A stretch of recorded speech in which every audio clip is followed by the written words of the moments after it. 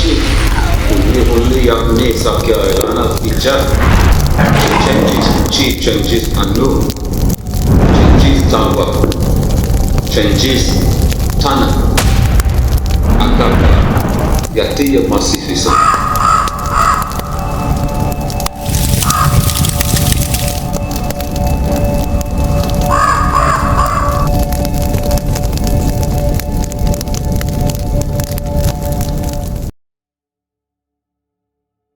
Welcome back to Part 2 of the Yamassee Legacy, Ties to the Seminole and Creek.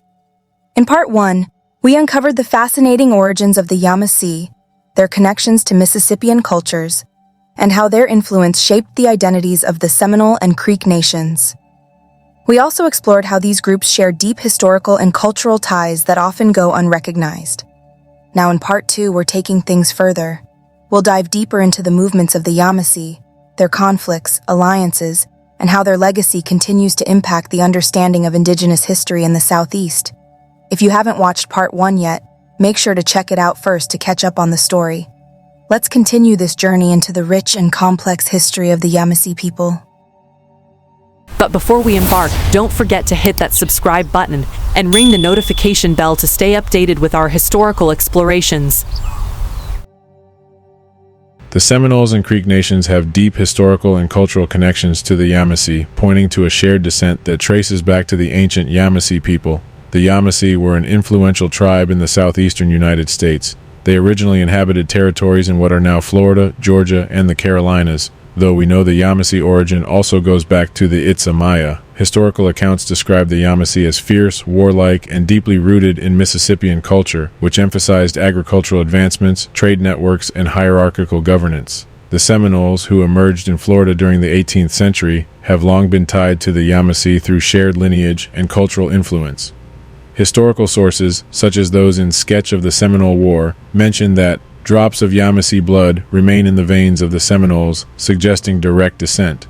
The Yamasee played a significant role in shaping the identity of early Seminole communities, particularly through migrations following the Yamassee War, when remnants of the Yamasee people moved into Florida, merging with other groups to form what became known as the Seminole Nation.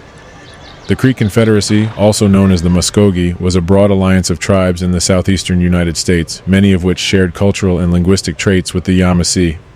Many Yamasee who fled conflict and colonization joined other displaced groups in Florida, contributing to the foundation of the Seminole identity. The descent of the Seminoles and Creeks from the Yamasee highlights the adaptive resilience of indigenous peoples. Despite wars, displacement, and colonization, the Yamasee's legacy persisted through them and their descendants. Today, the cultural, linguistic, and historical contributions of the Yamasee are still evident in their traditions and oral histories.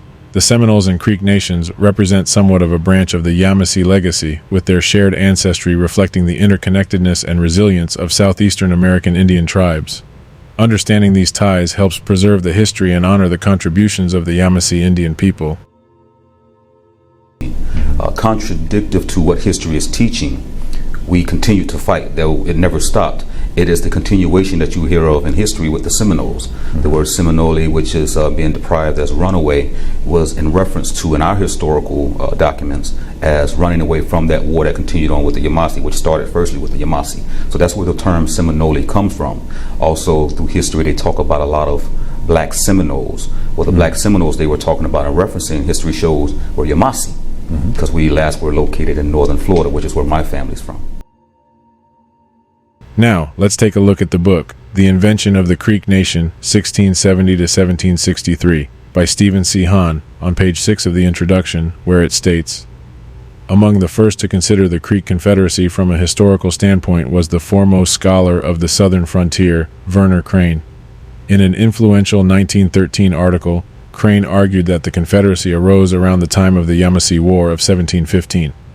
In support of his thesis, Crane noted that Carolina traders and government officials began to refer to their Indian allies then living on the Ocmulgee River as the Okasee Creek Indians, which they then shortened to Creek Indians by the time of the Yamasee War. When the Creek Indians returned to their old homes on the Chattahoochee in 1716, Carolina officials continued to use the Creek moniker and began applying it to the linguistically and culturally similar peoples living farther west on the Coosa and Tallapoosa rivers.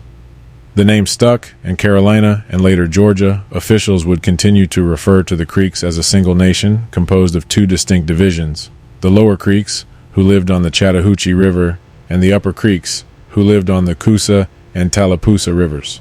Now let's take a moment to explain.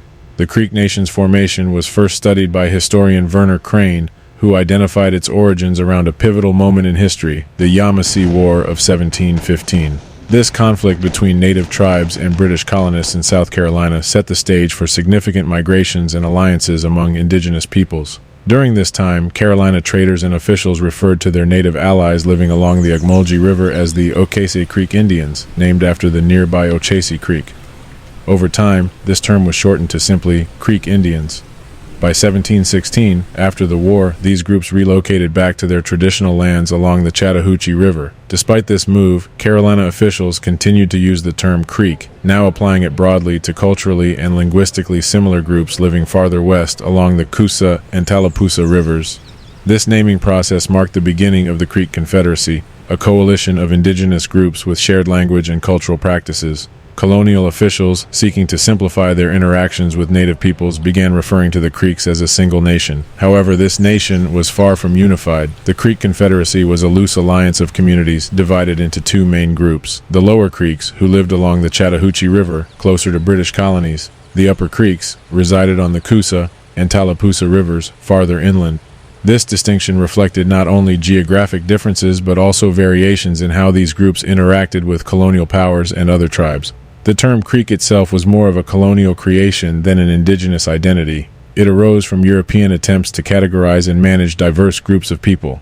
For the tribes involved, the Creek Confederacy was an alliance born of necessity, allowing them to defend their lands, maintain trade, and navigate the challenges of a rapidly changing world. This story reminds us of the fluidity of native identities and the resilience of indigenous peoples in the face of colonial pressures. The Creek Nation was not a single unified entity from the beginning, but a dynamic and evolving confederacy shaped by both internal alliances and external forces.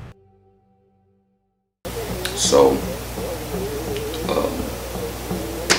with all that though, we want to just share with you guys, our lives, what it's like being in our position, what it's like being, around other Native Americans, the acceptance, the racism, the good times, the bad times, but more than anything, give you guys a chance to know who we are personally, instead of allowing someone else to define your outlook on people, and so we figure, who best to tell our story and to bring you into our lives but us.